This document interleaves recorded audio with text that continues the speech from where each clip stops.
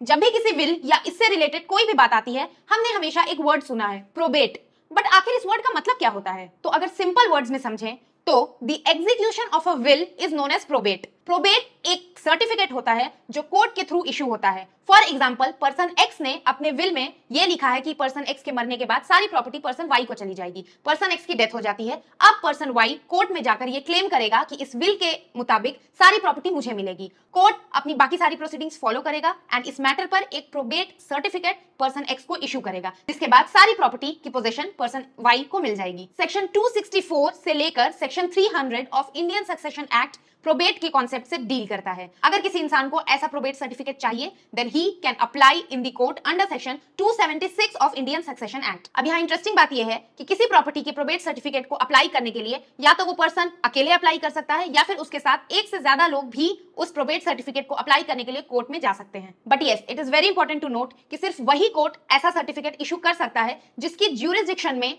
Property लाई करती है। The moment कोई पर्सन अंडर सेक्शन 276 कोर्ट में इस सर्टिफिकेट के लिए अप्लाई करता है, साइमल्टेनियसली न्यूज़पेपर में एक एडवर्टाइजमेंट दिया जाता है, जस्ट इन केस अगर कोई और इंसान इस प्रॉपर्टी पे क्लेम करना चाहे। अगर किसी इंसान का ऐसा कोई क्लेम नहीं आता है, then according to that state's court fees, वो कोर्ट फीस जमा करने के बाद कोर्ट वो सर्टिफिकेट उस इंसान को इशू कर देगा। बट इन केस अगर कोई इंसान आकर उस प्रॉपर्टी पर क्लेम करता है other than this person, then court पहले अंडर सिविल लॉ वो मैटर को डील करेगी एंड आफ्टर सॉल्विंग एवरीथिंग वो सर्टिफिकेट अगर कोर्ट को लगता है, देन वो कोर्ट उस इंसान को वो प्रोबेट सर्टिफिकेट इशू कर देगी।